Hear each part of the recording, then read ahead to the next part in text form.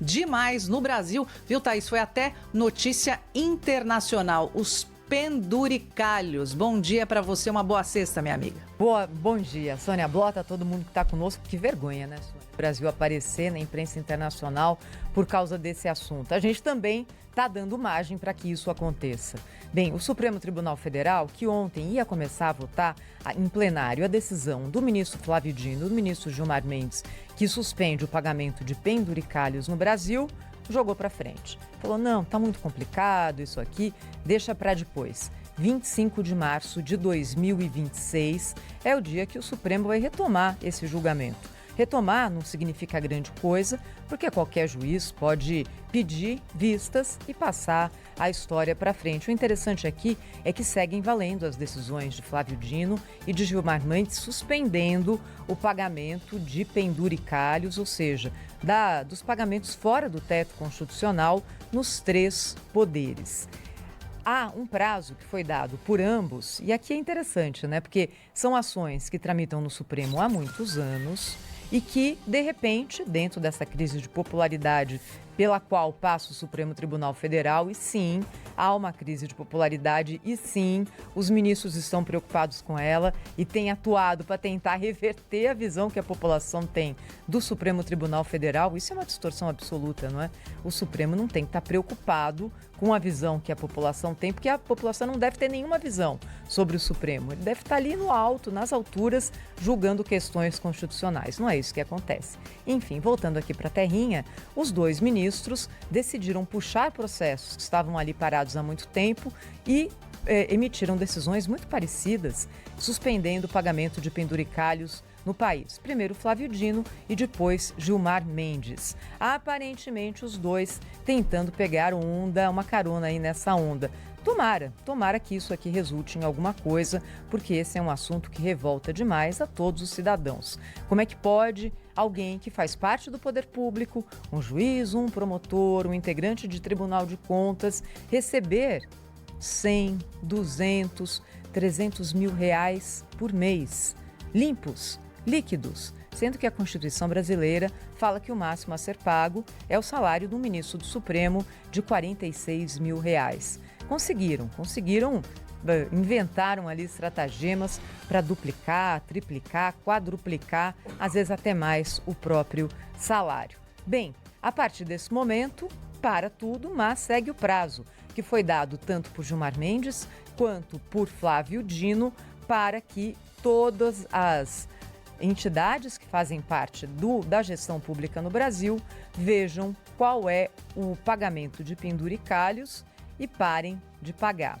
2 meses foi esse o prazo dado por ambos os ministros do Supremo Tribunal Federal. Ou seja, daqui a pouquinho a primeira decisão é do começo de fevereiro. Já a gente vai ter uma ideia de qual vai ser o nível de cumprimento ou não. O que vai ser muito interessante também, não é? Porque como é que um tribunal integrante do Poder Judiciário vai descumprir uma ordem do Supremo Tribunal Federal? Bem, lembrando aqui o começo dessa história. O começo é lá atrás. Desde sempre, algumas categorias de funcionalismo público, principalmente aquelas que têm a caneta na mão, começaram a criar formas de burlar o teto constitucional. Isso sempre existiu. Férias em dobro para quem faz parte do Poder Judiciário. Por quê? Por que em dobro? Porque a gente aqui, né? Nós mortais não temos férias em dobro, em triplo, enfim, férias em dobro. Auxílios de todo tipo, auxílio moradia, educação, saúde, às vezes até vestimenta, tudo isso. E o principal, que é colocado ali como algo indenizatório e que aí no entendimento dos tribunais poderia furar o teto, que é o pagamento de 1 dia a cada 3 trabalhados em dobro, porque se entende que o funcionário público, nesses casos, poderia ter 1 dia de folga a cada 3 dias trabalhados. Por quê? Por quê? Bem, é isso, e o entendimento. E existem ali decisões nos tribunais, algumas via lei, algumas via decisões administrativas, colocando tudo isso no pagamento. E aí se criou uma bola de neve que não tem fim. Não tem fim. 2025 foi o ano em que mais se pagou penduricalhos na história do Brasil. Se criou de tudo, minha gente, de tudo. É uma criatividade infinita. Em 2024, houve a aprovação daquela PEC do corte de gastos, que basicamente mexeu em 2 gastos importantes nas contas públicas: BCP e abono salarial. É algo que mexe com quem tem pouco dinheiro, ganha um salário mínimo em alguma coisinha, às vezes nem isso, e que teve as regras alteradas. Aí o que colocaram no texto, para não parecer que estavam só tirando dinheiro de pobre? Penduricários. Vamos acabar com os super salários no poder público. Mas é claro que não foi dessa forma. Foi uma emenda constitucional determinando que o Congresso aprovasse uma lei para regulamentar casos que pudessem exceder o teto constitucional de R$46 mil. É claro que isso não foi votado, por enquanto não está valendo, mas isso colocou ali no poder, principalmente no poder judiciário, a pulga atrás da orelha. Estão querendo mexer com isso, estão querendo cortar. O que a gente vai fazer?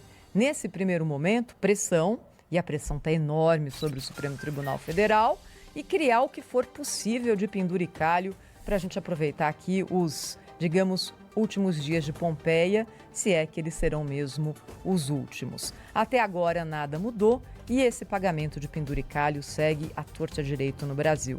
Você se lembra que ontem a gente trouxe aqui o depoimento de uma juíza aposentada que hoje atua como advogada e defendeu a classe dos juízes trabalhistas nesse processo que corre no Supremo Tribunal Federal.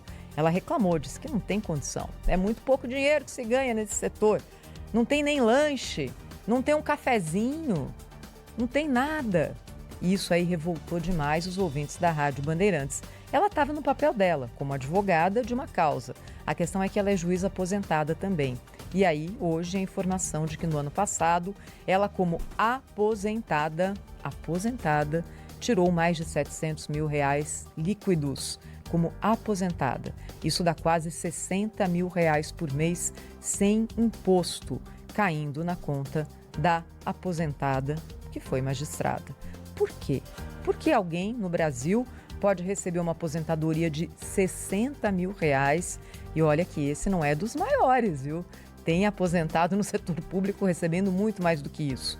Mais do que 100, mais do que R$150 mil por mês, sabe-se lá como. Por quê? Sendo que na iniciativa privada, basicamente, quem é aposentado recebe um salário mínimo e uma coisica de nada a mais quando vem. Vamos acompanhar essa história que é muito triste, muito, muito triste. Aliás, a gente tem aqui, quer passar um pouquinho de raiva? Vamos colocar de novo, então, a declaração dessa juíza aposentada, hoje advogada, no momento em que ela se fazia a defesa da classe no plenário do Supremo Tribunal Federal. As condições remuneratórias indiretas da magistratura são diferentes entre si. Que pagamentos são esses? Juiz de primeiro grau não tem carro, paga do seu próprio bolso o combustível, o carro financiado, enfim, não tem apartamento funcional, não tem plano de saúde, não tem refeitório, não tem água e não tem café, ministro Dino. No primeiro grau não tem. Nós pagamos, eu pelo menos quando estava na ativa pagava o meu junto com a minha equipe, né? Isso faz... O que tem isso, Cláudio? Tem sim, porque isso é indireto. O subsídio que é 46, que cai para uns 24 líquido, né, porque a imprensa só coloca o bruto, não coloca ali o que fica para a Previdência Social e para o Imposto de Renda. Não coloca exatamente que, para o juiz de primeiro grau, esse valor nominal é completamente diferente para um ministro ou para um desembargador. O desembargador também não tem quase nada, a não ser um carro.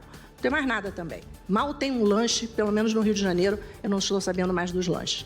Então, não tem nada. Então, quando se equaliza e quando se quer moralizar e quando se fala de ética, tem que se ver um conjunto da obra e não apenas o valor de um subsídio. Pois é, gente. Olha, na sequência aqui no Jornal Gente, nós vamos divulgar a pesquisa do Instituto Paraná com a Corrida Presidencial 2026. O Murilo Hidalgo já está aqui no nosso estúdio com todos os números que você vai conhecer na sequência no Jornal Gente, na Rádio Bandeirantes e na Band News TV.